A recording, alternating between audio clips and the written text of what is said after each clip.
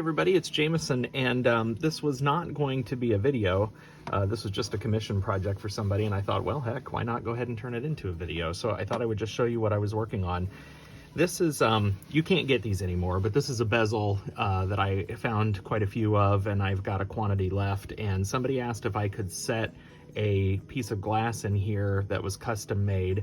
And generally for my past pieces that I've used this bezel for, I've kind of got it down to, I know how much weight of glass needs to go in here in order to kind of fill this up. And I, have a mold and I make some frit and kind of whatever. And if it doesn't fit perfectly, I'll grind off the edges or something and then get that set in there. And I usually just affix it with a little E6000 and it looks nice. In this case, because that's just frit and it's a little free flowing and kind of organic. In this case, the request was to see if I could mimic the strings of a harp, which I've never really studied before. But if you look at harps, they have generally black or maybe a dark blue string, red strings, and then there are some white strings in between. Black, 3 white, red, 2 white, black, 3 white. You get the point. So what I thought I would do is I would use stringers, not to mimic strings, to create that pattern. And in this case, I used a 3mm piece of Tecta. I arranged these, and then I used some clear stringers in between to create those spaces.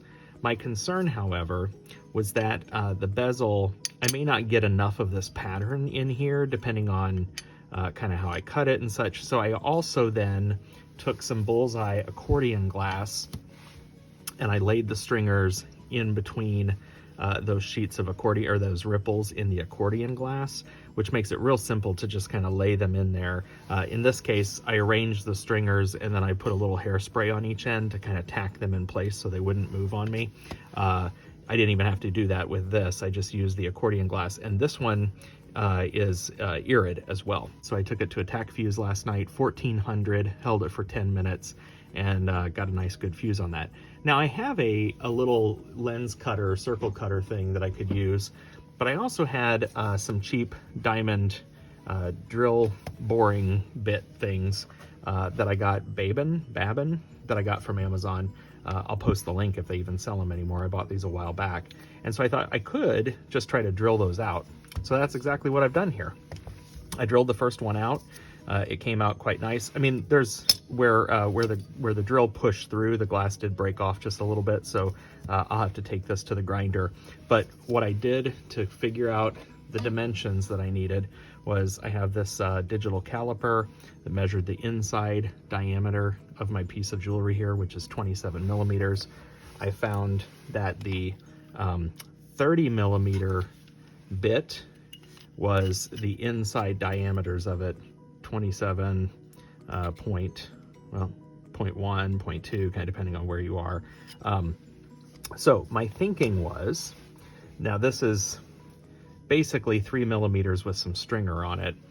So I went ahead and cut one of these discs out. It will sit nicely in there pre-fusing. I went ahead and also then just took some plain Tecta while I had my drill bit and drilled out some of these circles as well. I'm gonna make a couple of these and I'm gonna cap them and put them in different directions so that I end up with a couple of pieces when it comes out.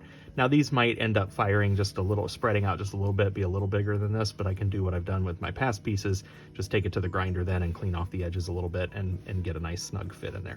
So I thought I would just show you that that's the project that I'm working on and how I'm getting a very precise custom pattern set into this bezel. Again, you can't find these anymore. I bought out the supply. You might be able to find them in other colors, not silver.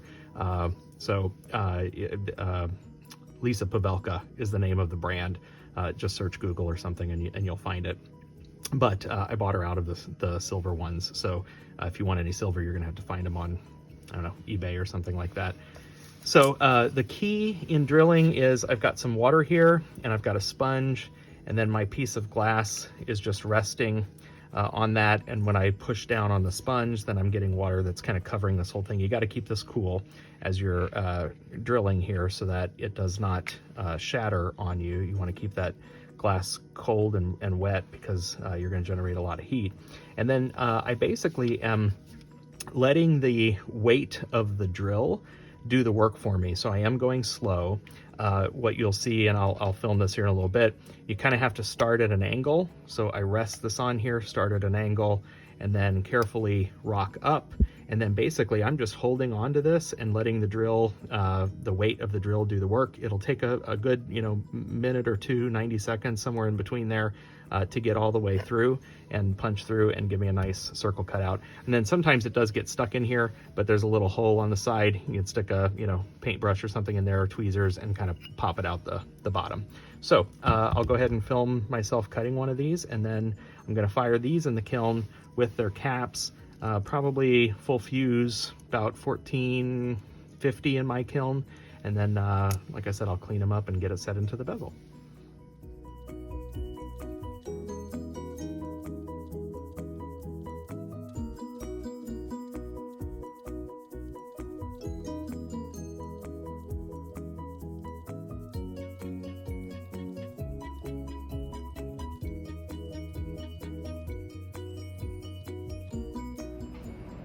Okay, so here we are. I ended up cutting 6 of those pieces out, 6 of those blanks, and I put 2 in the kiln last night with the clear caps.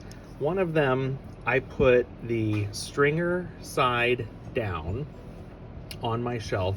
Well, I used kiln paper, but stringer side down so that those strings would not move at all. And then I capped it with clear. So there ends up being, I don't know if you can see, yeah, the stringers are at the bottom, and then a fairly thick layer of clear, because there was the clear that the stringers were attached to, and then the new layer of clear. But what happens is, while the stringers are perfectly straight, the glass on top gives a distortion there, and particularly on the red, see how it looks like it's bent? And so while the glass is straight, the distortion that you get from the curvature of the glass gives you that curved look. It almost starts to look like a sports ball or something. In this case, I capped the stringers with the clear, so you've got the clear base that the stringers are on, the stringers are in the middle, and then the clear cap on top. And the stringers honestly didn't move too much. When you look at it from underneath, though, you can definitely see the red moved and curved with the glass as it was flowing. And so my client, who wanted really straight lines to represent the harp, and I both agreed that you don't really get, while these are cool, and I might still turn these into a piece of jewelry, it's not really the look we were going for. So we took the 3mm with the stringer little puck blank, and I just ground that down and set it right into my bezel, and there you go. So no second firing. I got it to set in there just perfectly, glued it in, and it sits, I don't know that you can tell, just below the rim. And we decided to put it stringer, or I decided or recommended putting it stringer side up. There is that texture then that you get, but the difference is that if you put it stringer side down, it was catching a lot of glare. The flat glass, then the back of it was catching a lot of glare. It just didn't look as nice in there. So we went with that. So I love this. I love the irid that's in between the lines. You actually, because it's clear, you can see the silver of the bezel itself through there, and gives a little bit of shine and sparkle. Very happy client, and I'm pleased with the look of this as well. Had a lot of fun. Hope you learned a little something. If you enjoyed this, please subscribe to my channel, because I'm always posting content like this. Have a good one, everybody. Bye-bye.